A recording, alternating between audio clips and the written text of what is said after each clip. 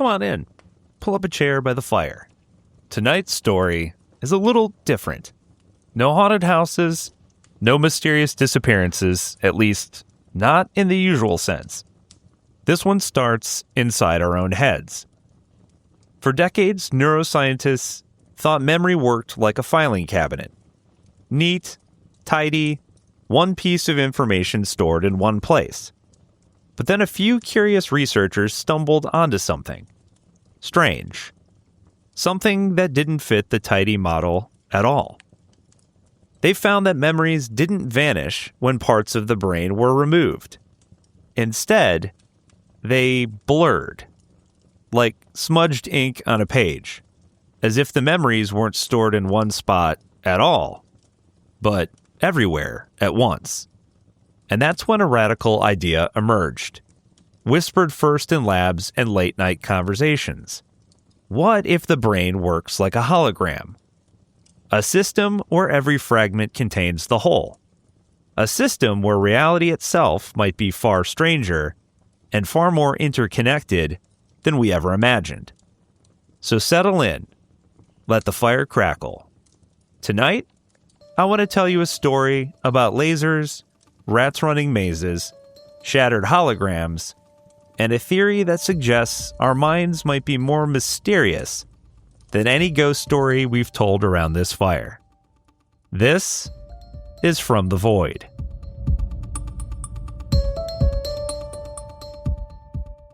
Carl Pribom was no fringe theorist. He was a neurosurgeon, a Yale-educated psychologist, and a professor at Stanford University, where he pioneered brain mapping techniques and explored the neural mechanisms of behavior. By the 1960s, he'd already made major contributions to our understanding of the limbic system, emotion, and cognition. But what fascinated him most was memory. Because no matter how deep the research went, no one could answer the fundamental question: where is memory stored in the brain? Pribom wasn't working alone. He was building off the work of Carl Lashley, another neuroscientist who had spent decades trying to localize memory through surgical experiments on rats.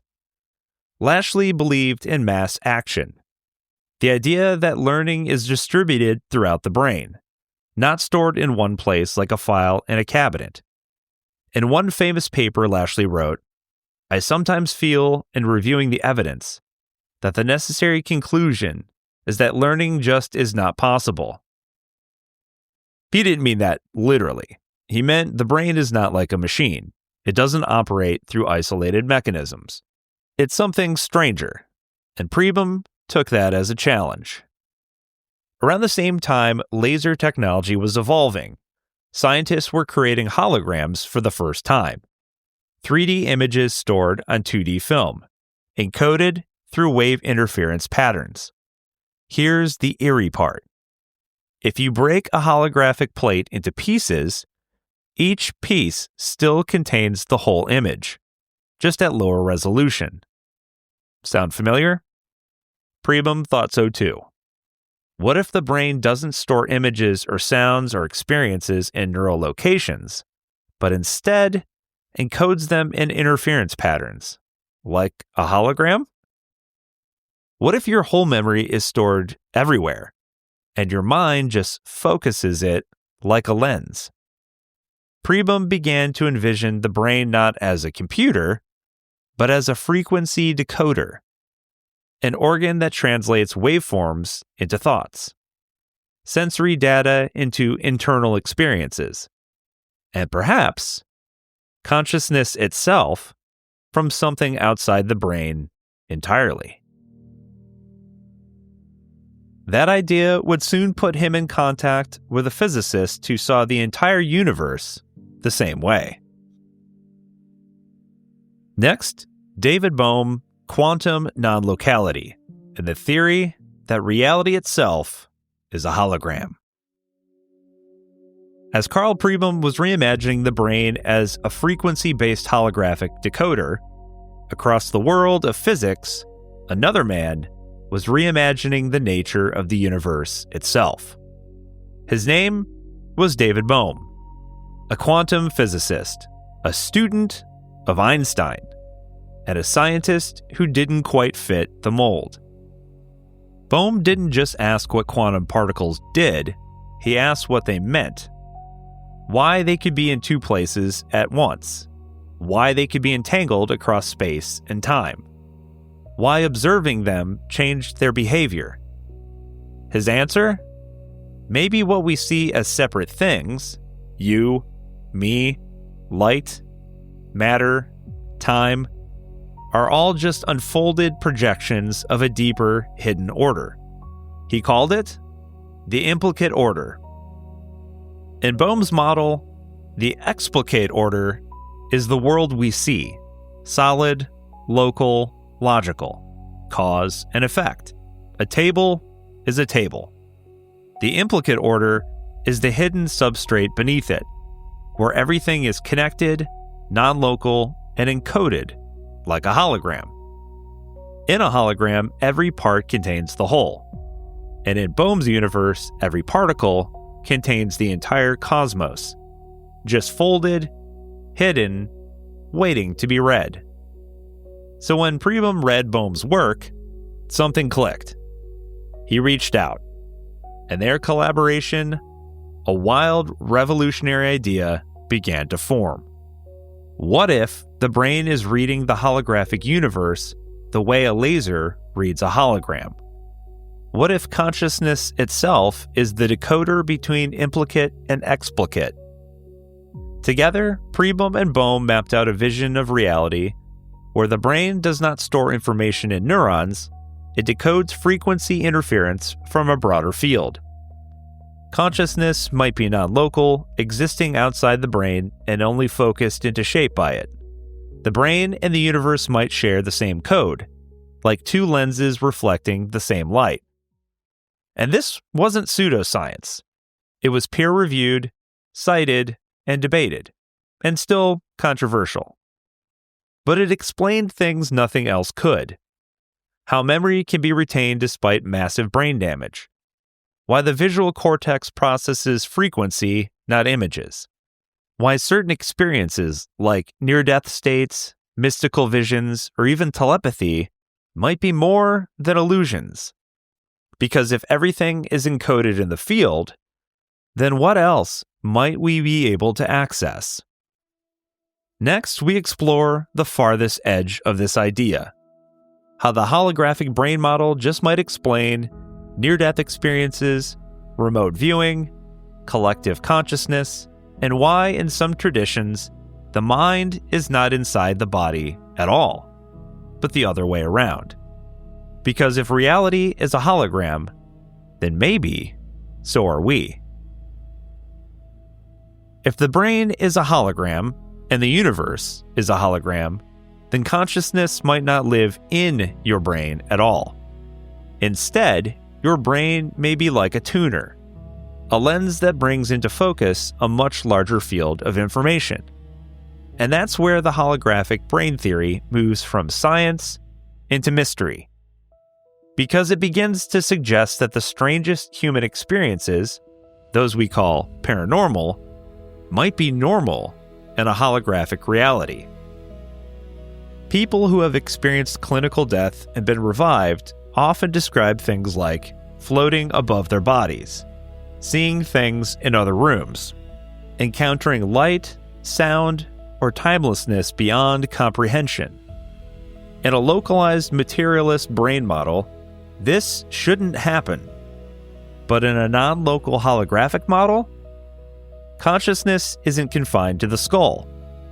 It's part of a field that exists outside space and time, and the brain is just interpreting a slice of it.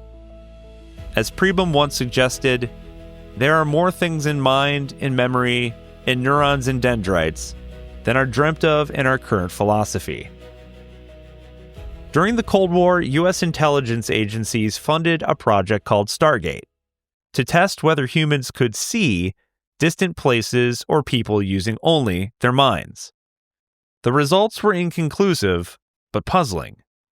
Some subjects, like Ingo Swann, produced accurate sketches of buildings, landscapes, even objects behind closed doors. Could they have been tuning into the same holographic field Pribum theorized? If all reality is encoded in that field, then perhaps information isn't transmitted, it's retrieved. Psychologists have long known that trauma seems to get stored in the body in strange ways, triggered by smells, sensations, or sounds that bypass logic and go straight to emotion. In a holographic model, where memory is nonlinear and non-local, this makes sense. A trauma doesn't just live in the brain, it's etched into the frequency structure of your entire system. Which also means healing might not be about remembering something, but returning the body and mind to a new harmonic.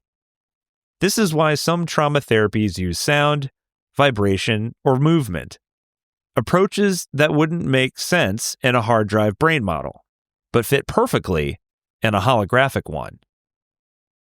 If this theory feels strangely spiritual, you're not alone.